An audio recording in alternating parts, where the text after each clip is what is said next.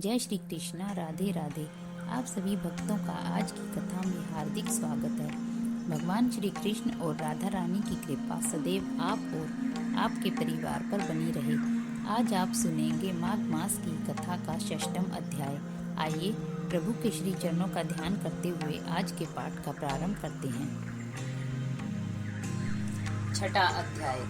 पूर्व समय में सतयुग के उत्तम निषेध नामक नगर में हेमकुंडल नाम वाला कुबेर के सदृश धनी वैश्य रहता था, जो कुलीन, अच्छे काम करने वाला, देवता अग्नि और ब्राह्मण की पूजा करने वाला खेती का काम करता था। वह गो, घोड़े, भैंस आदि का पालन करता और दूध, दही, छाछ, गोबर, घास, गुड़, चीनी आदि अनेक वस्तु बेचा करता और उसने इस प्रकार बहुत सा धन इकट्ठा कर लिया था। जब वह बूढ़ा हो गया तो मृत्यु को निकट समझकर उसने धर्म के कार्य करने प्रारंभ कर दिए।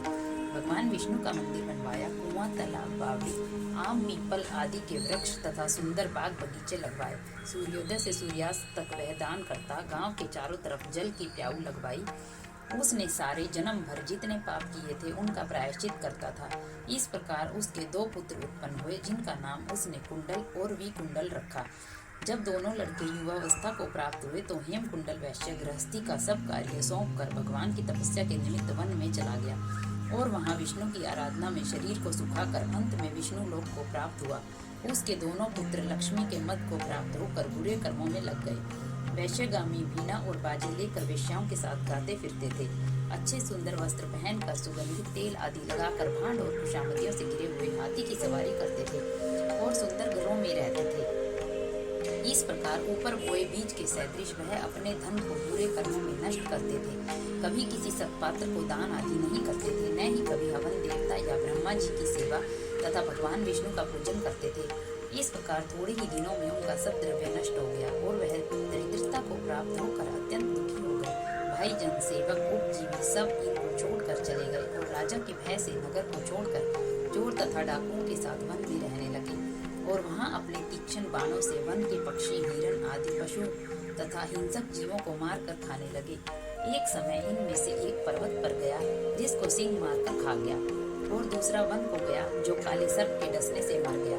तब यमराज के दूत उन दोनों को बांधकर यम के पास ले गए और कहने लगे कि महाराज, इन दोनों पापियों के लिए क्या आज्ञा है। माघ मास में प्रातः ब्रह्म मुहूर्त में उठकर स्नान अवश्य करना चाहिए। जो मनुष्य माघ मास में स्नान करते हैं उन्हें 100 राजसूय यज्ञ और 100 अश्वमेध यज्ञ के समान पुण्य की प्राप्ति होती है। माघ मास में तिलों का दान भी अवश्य ही करना चाहिए। इससे जितने तिल हम दान करते हैं उतने ही पाप कर्म जो हमसे जाने अनजाने में हो जाते हैं उनसे छुटकारा मिल जाता है। जो मनुष्य नित्य माघ मास महात्म्य का श्रवण करते हैं उनके कुल के 7 जन्मों के पाप नष्ट हो जाते हैं। वह मनुष्य सुख, संतति और सौभाग्य को प्राप्त होता है। उनके सकल मनोरथ सिद्ध हो जाते हैं। राधे राधे। जय श्री कृष्ण। ऐसी और कथाएं सुनने के लिए हमारे चैनल पर बने रहें।